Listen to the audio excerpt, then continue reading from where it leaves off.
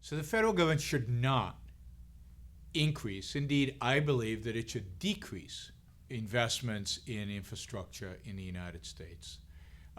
Now, in order to understand why, let's first deal with the question of what is the role of government. And in Rand's view, in my view, the role of government is to protect individual rights. It's to protect us from crooks, from thieves, from murderers, from terrorists, and it's to arbitrate disputes.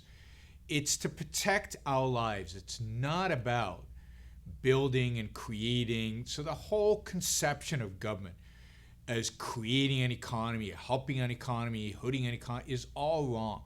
Government cannot help the economy. It cannot promote the economy. All it can do is get in the way. So the best thing the government can do in terms of infrastructure today in the United States is privatize, privatize, privatize.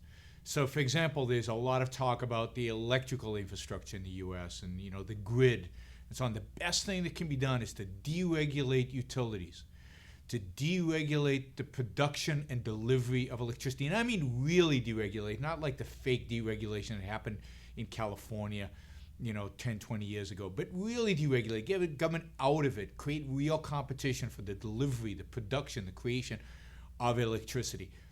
You would see a flurry of investments in infrastructure that relates to electricity. And the same is true for things like big road projects and other projects. Let's put in toll roads. Let's privatize the building of these things. Let's let private enterprise invest in these kind of projects where they are needed. So I think a lot of these infrastructure things need to be done, can be done relatively quickly by privatizing them. So let government out of that business.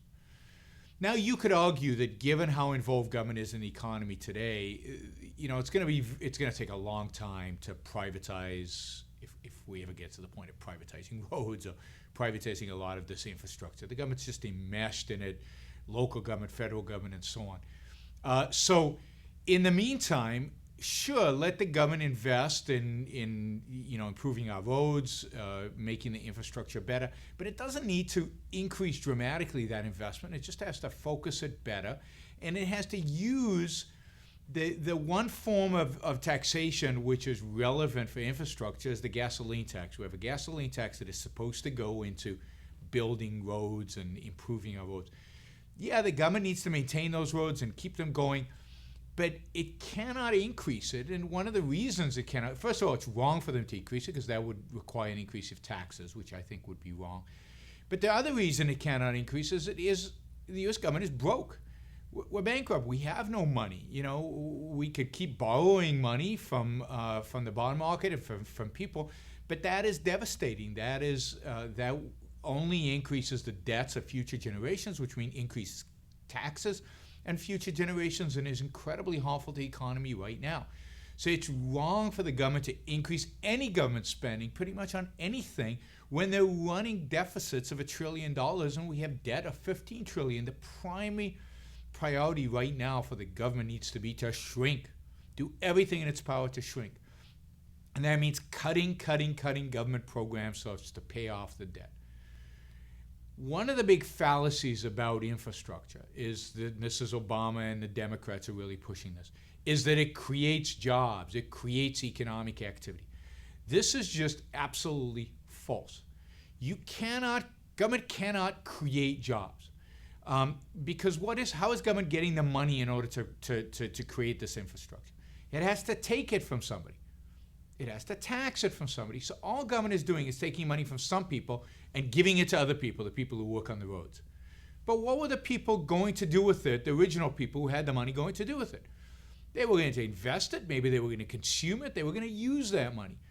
By using that money, they would have put it into the private sector, either through the banking system, through loans, through investments, or through consumption, and therefore create economic activity by the very act of using that money. That economic activity is now destroyed for the sake of some government bureaucrat deciding on building a bridge to nowhere.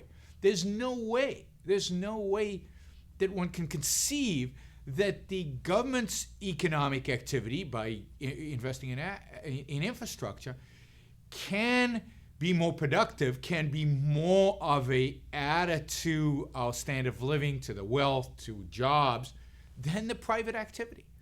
So by moving money from one pocket into another, by creating huge inefficiencies in a process, one doesn't create jobs, one destroys jobs.